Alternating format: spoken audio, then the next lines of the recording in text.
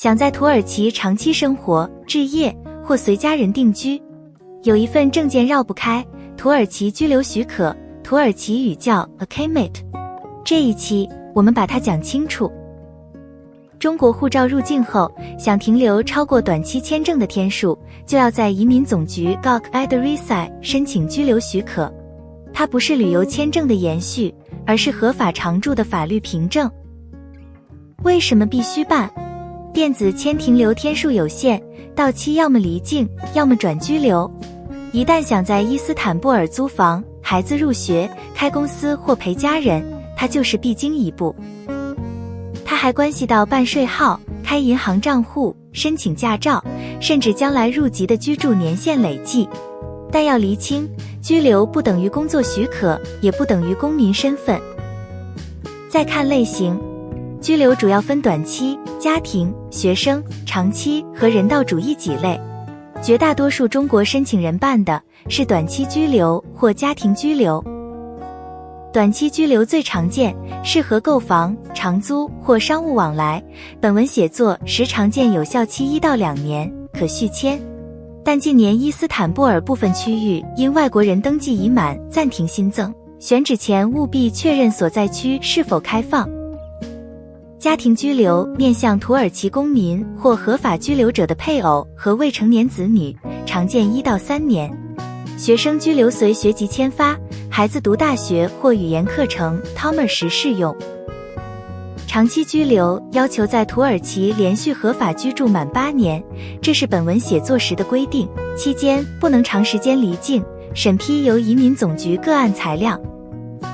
材料方面，核心包括有效护照、在线申请表、生物识别照片、覆盖居留期的医疗保险、住址证明以及申请费缴费凭证。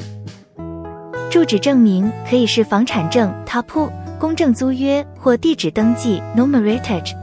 60岁以下通常需要当地医疗保险。申请表则通过 ikamet 系统填写打印。家庭居留要结婚或亲属证明，学生居留要在读证明。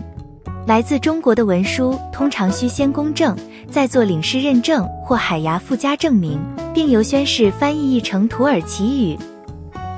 流程一句话概括：先在 ikamet 在线预约填表，再按时到移民总局递交材料，采集生物信息，最后等审批领居留卡。拆开是5步：登录平台选类型填表预约，缴费并保留凭证，备齐文件完成认证翻译，现场递交，部分要采集指纹照片，审批通过后，居留卡由邮政 PTT 寄到登记地址。要多久？从递交完整材料到拿卡，本文写作时通常约数周到几个月，取决于类型、城市和处理量。忘记或补材料会更久。等卡期间持有效回执，一般可合法停留。费用主要是居留许可费、卡工本费和强制医疗保险费，因国籍、时长和方案而异，并逐年调整。建议把保险、公证、翻译一并算进预算，具体以申请时官方标准为准。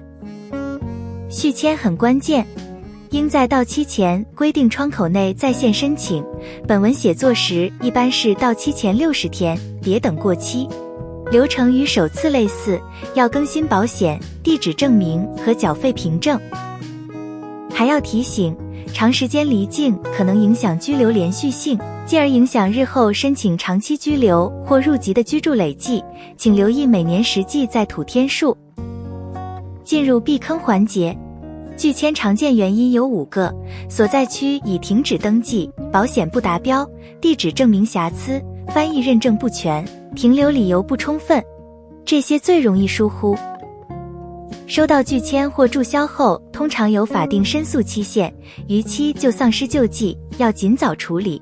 还有个误区，买房本身不自动等于拿到居留，仍要通过 ikamet 正式申请审批。忘记续签会导致身份失效，可能罚款，影响出境记录，甚至再入境。最稳妥就是在法定窗口内主动续签。还要记住，没有任何机构能保证审批结果，最终由移民总局个案材料。顺带回答高频问题，超过签证或免签天数就要办居留，通常短期签证180天内累计不超过90天。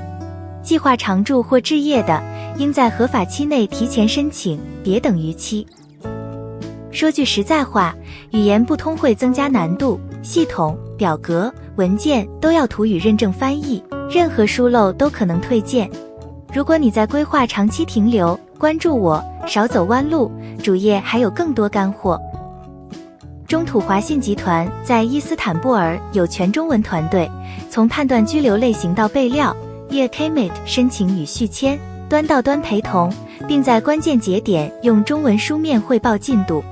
欢迎到主页预约一次免费咨询。